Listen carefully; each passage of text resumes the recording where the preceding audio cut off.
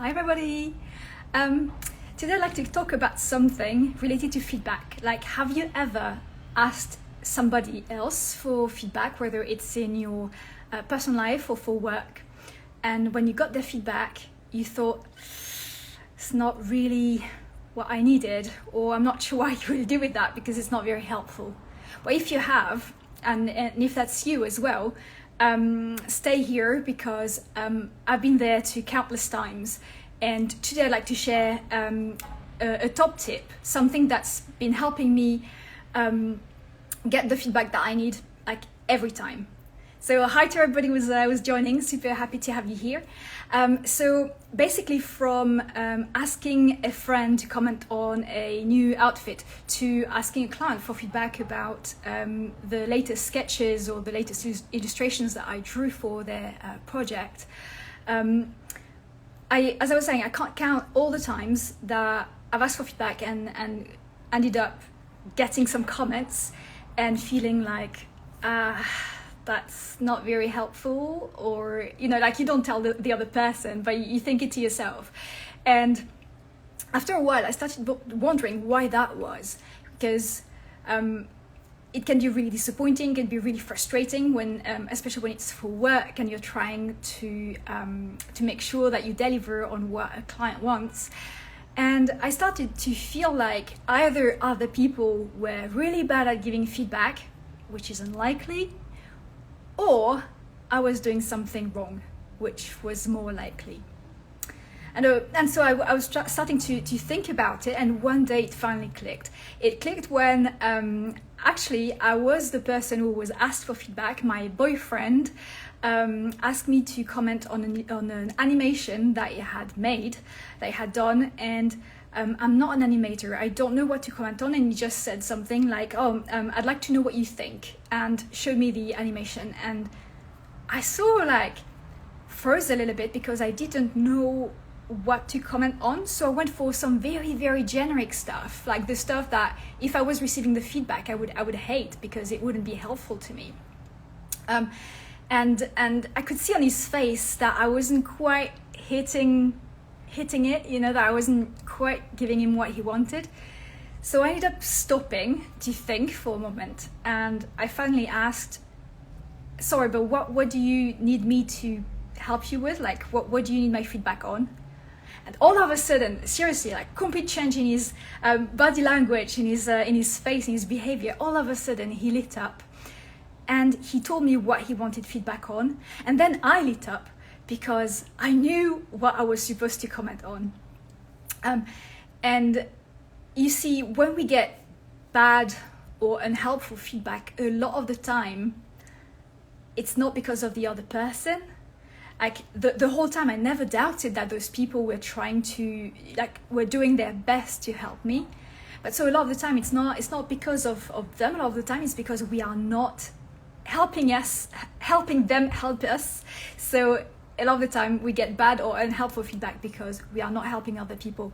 And we have to do the heavy lifting. We have to, in order to get the feedback that we need and that we want, it might not be what we want to hear, but it's the areas that we want the person to comment on.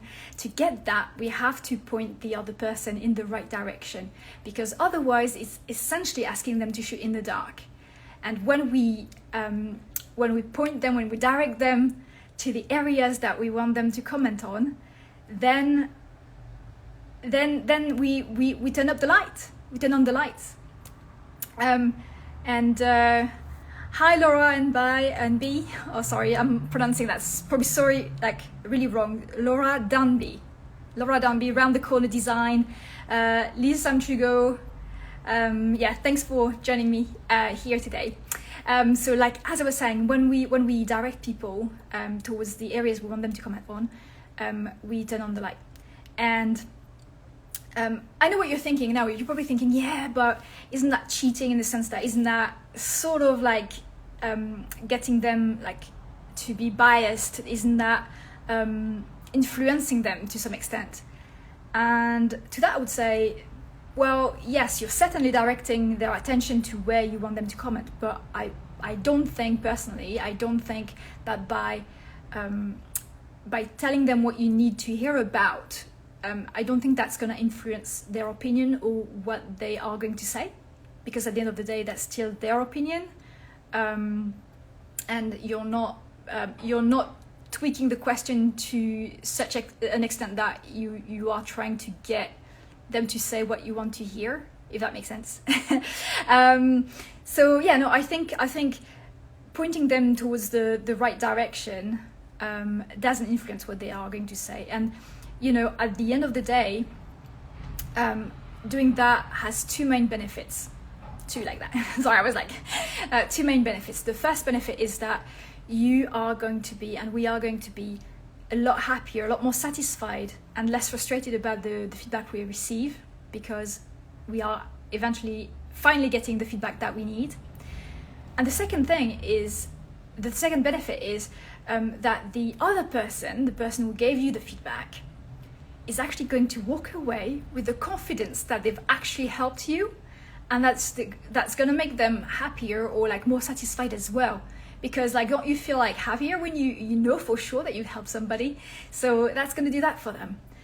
So that's how you get feedback that you can actually use, that's actually helpful to you. That's by asking good questions, and asking the questions that pointing at the areas that you need the feedback on.